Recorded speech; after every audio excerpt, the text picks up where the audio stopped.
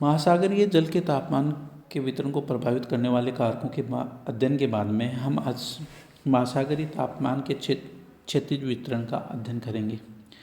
जब हम महासागरीय जल के तापमान को प्रभावित करने वाले कारकों की चर्चा करते हैं तो उनमें अक्षांश की स्थिति, जल एवं स्थल के वितरण में असमानता, प्रचलित पवन, महासागरीय धाराएं और अंतरसागरीय कटक, सागर की स्थिति, आकार, स्थानीय मौसम संबंधी दशाएं इत्यादि का प्रभाव पड़ता है, जो कि तापमान को प्रभावित करते हैं, वितरण को प्रभावित करते हैं। इसी क्रम में आज हम महासागरीय तापमान के क्षैतिज वितरण और लंबवत वितरण का अध्ययन करेंगे। सामान्य रूप से जब हम भूमध्य रेखा पर महासागर की ऊपरी सतह का तापक्रम अंकित करते हैं तो 26.7 डिग्री सेंटीग्रेड अंकित किया गया। इसके बाद जब हम उत्तर तथा दक्षिण की ओर जाते हैं तो तापक्रम में गिरावट होती है। तापक्रम में जो ये गिरावट होती है ये साधारणतः प्रत्येक अक्षांश पर आगे बढ़ने पर 0.5 डिग्री फ़ारेनहाइट की दर से होती है। दक्षिणी गोलार्ध की अपेक्षा जो उत्तरी गोलार्ध है उसमें अधिक तापक्रम पाया जाता है या मिलता है। इसका कारण हमने देखा कि उत्तरी गोलार्ध में स्थल की अधिकता है जबकि दक्षिणी गोलार्ध में जल का आधिक्य है, और जो स्थल और जल के गर्म और ठंडा होने की दर में भिन्नता है। इसके परिणाम स्वरूप उत्तरी गोलार्ध में अधिक तापक्रम मिलता है जबकि दक्षिणी गोलार्ध में अधिक कम तापक्रम मिलता है। उच्चतम तापक्रम भी भूमध्य रेखा पर न होकर उससे थोड़ा उत्तर की ओर मिलता है। सभी जो महासागर हैं उनका औसत वार्षिक तापमान 17.2 डिग्री सेंटीग्रेड निश्चित किया गया है। उत्तरी गोलार्ध का औसत वार्षिक तापमान 19.4 डिग्री और दक्षिणी गोलार्ध का 16.1 डिग्री सेंटीग्रेड निश्चित किया गया। इस असमानता के पीछे जो मुख्य कारण है वो यही है कि दक्षिणी गोलार्ध में जल का अत्यधिक स्वतंत्र प्रसार होता है, संचरण होता है, उसके कारण ऊष्मा में स्थानांतरण होता रहता है, जबकि उत्तरी गोलार्ध में जल का स्वतंत्र संचरण नहीं हो पाता और इसके अलावा वहाँ स्थल की अधिकता है। उत्तरी अटलांटिक महासागर में गर्म जलधाराओं के कारण भूमध्य रेखा से उत्तर की ओर जाने पर तापक्रम में गिरावट न्यून होती है। जैसे 50 डिग्री उत्तरी अक्षांश के 50 डिग्री से 70 डिग्री उत्तरी अक्षांशों के मध्य 41 डिग्री फ़ारेनहाइट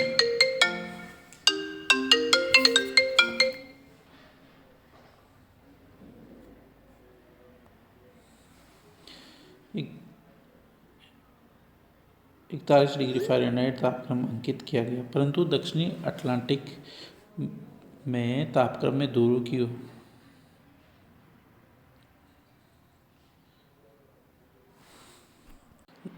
दक्षिणी अटलांटिक महासागर है उसमें तापक्रम में दूरों की ओर विधिवत गिरावट होती है।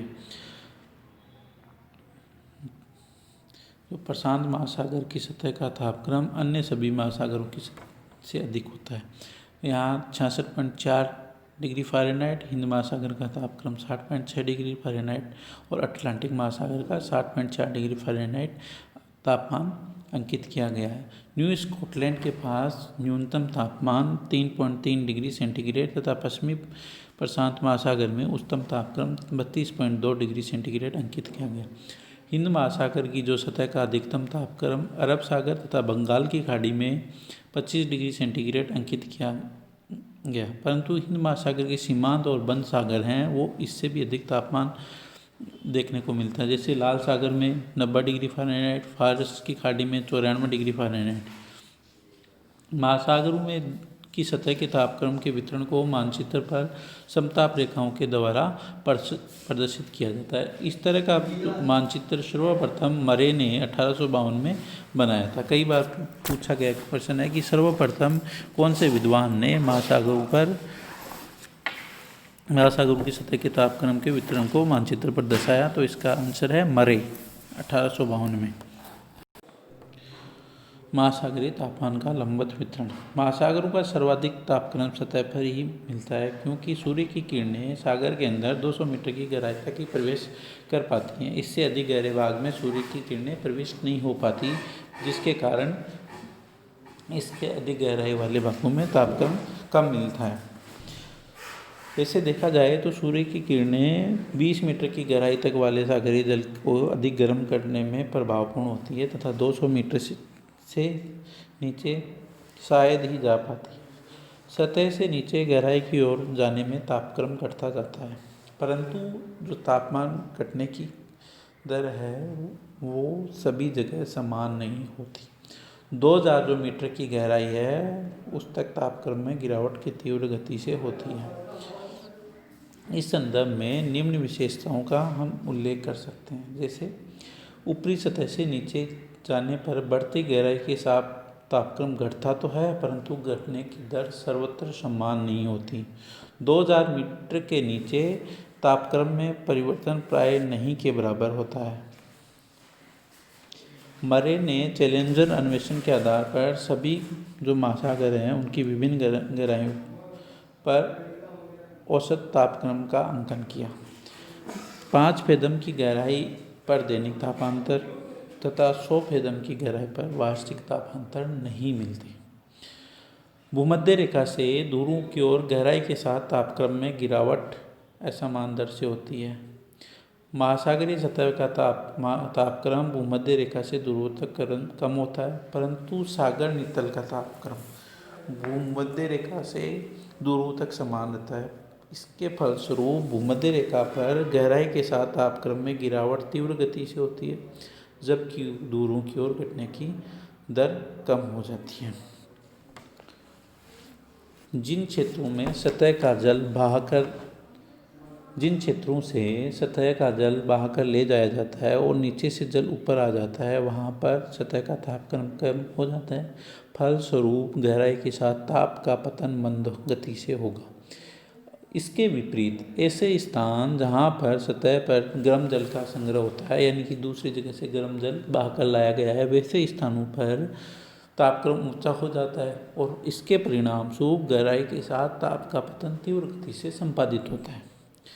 भूमध्य रेखीय भागों में अत्यधिक वर्षा के जल के कारण लवणता कम होती है और फलस्वरूप सतह के नीचे उच्च तापक्रम और उच्च लवणता देखने को मिलती है, परंतु इसके बाद पुनः तापक्रम का पतन प्रारंभ हो जाता है।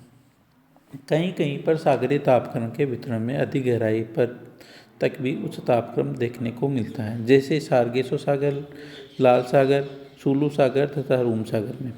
लाल सागर में 1000 फेदम अर्थात 6000 फीट की गहराई पर 24.4 डिग्री सेंटीग्रेड तापक्रम अंकित किया गया, जबकि हिंद महासागर में उसी गहराई पर 3.3 डिग्री सेंटीग्रेड तापक्रम अंकित किया। इस तरह की स्थिति निम्न अक्षांशों में स्थित बंद तथा सीमांत सागरों में पाई जाती है, परंतु उच्च अक्षांशों में स्थित बंद सागरों में तापीय प्रतिलोमन की अवस्था देखने को मिलती है, अर्थात सागर की सतह का तापक्रम गहराई में तापक्रम की अपेक्षा कम होता है। कुछ जो सागरीय भाग हैं उनमें अधिक गहराई पर भी तापक्रम अधिक होता है, जैसे लाल सागर, भूमध्य सागर इत्यादि। ऐसे सागरीय क्षेत्रों में गहराई पर भी अधिक तापक्रम का मुख्य कारण उनके जल का बाहरी जल के साथ मिश्रण न होना। तापक्रम के लंबवत वितरण में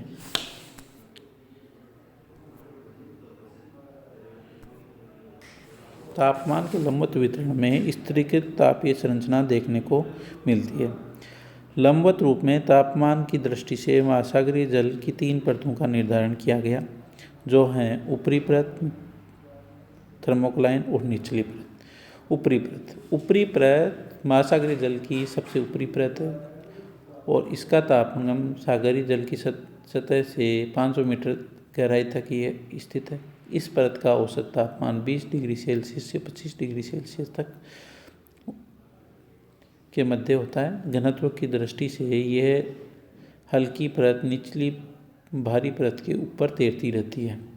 यह परत उष्णकटिबंधीय महासागरों में वर्ष भर बनी रहती है, परंतु मध्य अक्षांशों में यह परत केवल ग्रीष्मकाल में ही विकसित हो पाती है। निचली परत का विस्तार 1000 मीटर से महासागरीय तली तक ये पर्वत सर्वाधिक ठंडी तथा भारी होती है। थर्मोक्लाइन महासागरीय जल की ऊपरी एवं निचली परतों का अलगाव एक ऐसी संक्रमण सतह से होता है जिसमें गहराई के साथ तापक्रम में तेजी से परिवर्तन होता है। और इस परत को थर्मोक्लाइन कहा गया। इसका विस्तार 300 से 1000 मीटर की गहराई तक होता है। धन्यवाद।